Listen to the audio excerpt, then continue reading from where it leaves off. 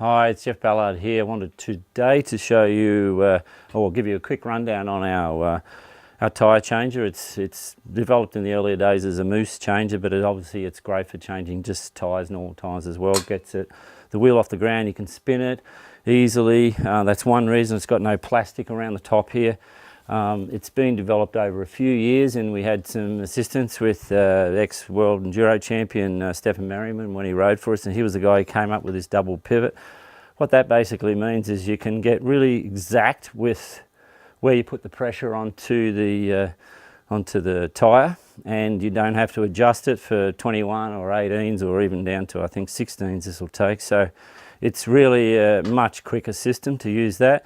He also changed the shape and width of the tyre pusher, and we found a lot of them run quite a broad tyre pusher, and in an ideal sense it seems good, but in actual fact the more you narrow it down and the more you deform the tyre, the easier it is to get your lever in next to the deformed area of the tyre. So he came up with that, and it really did help, and we used it for a lot of years, and we're also quite proud of the fact that Daniel Milner chooses this changer. You know, you could get anything you wanted, and you know, they had a few of them they've been using in the Yamaha team, and then he liked it when he was with Yamaha, and then now he's in the KTM team, and you see he's using it there too.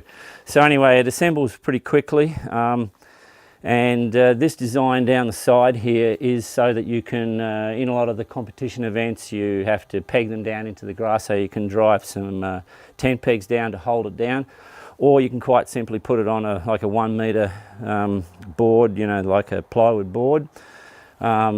Personally, I don't even do it. I just hang it on the wall when I'm finished, and you know, if it's in competition, we do a little bbit more. We probably would peg it down. It just makes things just a little bit easier. But the main advantage of this thing is we designed this rim lock assist, so it's positioned in this area on the left, but you can work your tyre changes so that that's at the end, and sometimes your rim lock gets stuck and it's hard to clear it, so that just makes it easier to push the rim lock back into the wheel or the tyre area itself and clear it. So, you know, clear it from the tyre itself or from tube. It helps, you know. There's times when you get everything done and then the rim lock is all jammed up and you start again, basically. So that's one of the things, and this simple design that was helped with some good riders.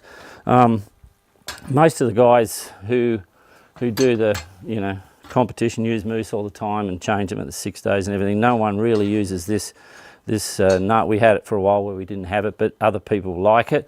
I'll also mention there's another video out there for the safety bead type tyres, like on adventure bikes, and the BMW's got a very funky rear wheel, and we found that, you know, with such a large centre hole you couldn't actually fit it and work it, but as simple as one of these old disc grinders, it sits down and into the BMW. So there's a bit of another article on that, but basically we don't use the nut. Some people prefer to do it, so obviously we've added it, but you don't have to use it, of course. So, you know, that's it in a nutshell. It's quite simple, but it's well priced. It's selling well, and it's been around for a long time, and there's a lot of riders who find it quite simple and easy to use, and anything that's going to make your tyre changing a little bit easier we think is a good thing. So have a look at it if you haven't already seen one, but they work very well.